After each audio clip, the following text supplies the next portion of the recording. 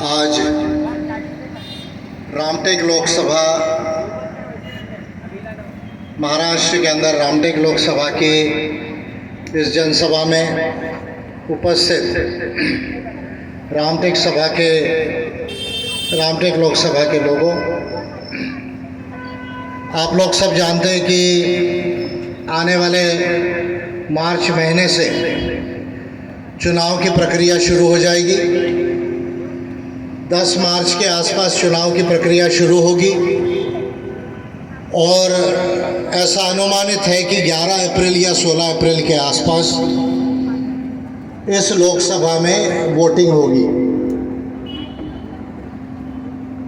तो चुनाव बिल्कुल भी दूर नहीं है। मेरे लिहाज से इसमें स्लाइट हमिंग है इसमें साउंड वाले ध्यान देंगे। स्लाइट हमिंग है बिल्कुल।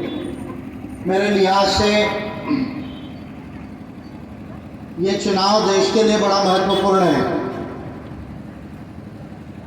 कुछ बातों के वजह से ये चुनाव महत्वपूर्ण हो जाता है। 2 चीज़ों के ऊपर में मैं फोकस करूंगा। एक, ये चुनाव आयोग और भारत सरकार ये कह रही है कि हम ईवीएम से कराएंगे। दूसरी बात, देश के प्रधानमंत्री मोदी जी ये कहते हैं कि मैं तीसरी बार चुनकर आना चाहता हूं क्योंकि मोदी की कुछ गारंटी है। तो मैं 2 चीज़ों के ऊपर में बात करूंगा कि क्या मोदी की गारंटी से देश आगे जा सकता है, क्या देश सही में विकसित हो सकता है, और क्या ईवीएम आज के समय में देश के कानून में कानूनी है या गैर कानूनी है। ये 2 विषयों के ऊपर में मैं आज की जो जनसभा का जो फोकस है उस पर बात करूंगा और उम्मीद करता हूं कि आप लोग इस बात को अच्छे से समझेंगे, क्योंकि लोकतंत्र में जब तक लोगों को ये बात समझ में ना आए तो फिर लोकतंत्र जो है वो साकार नहीं होता, लोकतंत्र आगे नहीं जाता। तो चुनाव आयोग ये कहता है कि हमारी मशीन सही है और इस मशीन से हम चुनाव कराएंगे। भारत सरकार ने जो संसद के अंदर में जब ईवीएम को इसमें डाला, कांग्रेस के समय में राजीव गांधी जी के पीरियड से, उसके बाद से लेकर संसद ने जो इसके ऊपर में ठीक से ध्यान देना चाहिए था सारे सांसदों ने, वो ठीक से इसके लॉ को स्ट्रीमलाइन करने के लिए ध्यान नहीं दिया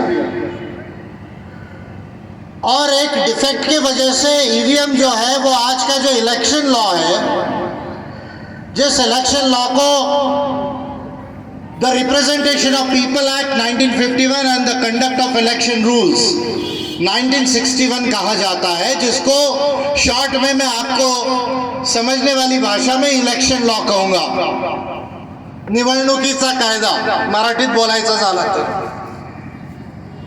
तो the representation of people act 1951 and the conduct of election rules 1961, ये जो चुनाव का जो कानून है जो आज के समय में संसद ने समय समय पर बनाया 1951 से लेकर, और उसके बाद जब ईवीएम राजीव गांधी के पीरियड के बाद, राजीव गांधी जी जब प्रधानमंत्री थे, सैम पिट्रोडा जब जो है टेक्नोलॉजी के जो है वो मिनिस्टर थे, उसके बाद ईवीएम को इंट्रोड्यूस किया गया। उसके बाद इस इलेक्शन के कानून में हौच पौच वे में इलेक्शन को जो है वो रखा गया। अब चुनाव आयोग ये कहता है कि भाई हम ये चुनाव ईवीएम से कराएंगे। भारत सरकार, मोदी सरकार ये कहती है कि भाई हम कुछ नहीं कह सकते क्योंकि चुनाव आयोग का डिसीजन है, जबकि कानून के जो जानकार है, जो कानून कैसे बनता है, कानून कैसे इंप्लीमेंट होता है, संविधान कैसे चलता है, अंतर्राष्ट्रीय कानून क्या होता है, इसके जो जानकार हैं वो इस बात को आसानी से समझ सकते हैं कि अगर सरकार चाहे और संसद चाहे तो ईवीएम को एक दिन के अंदर पार्लियामेंट से अमेंड करके हटा सकती है। एक दिन लोकसभा, दूसरा दिन राज्यसभा, तीसरे दिन जो है वो राष्ट्रपति इसको साइन करेंगे। 3 दिनों में देश से ईवीएम इस कानून से हट सकती है। लेकिन बीजेपी के लोगों ने ईवीएम को जानबूझ के इस कानून के अंदर रहने दिया।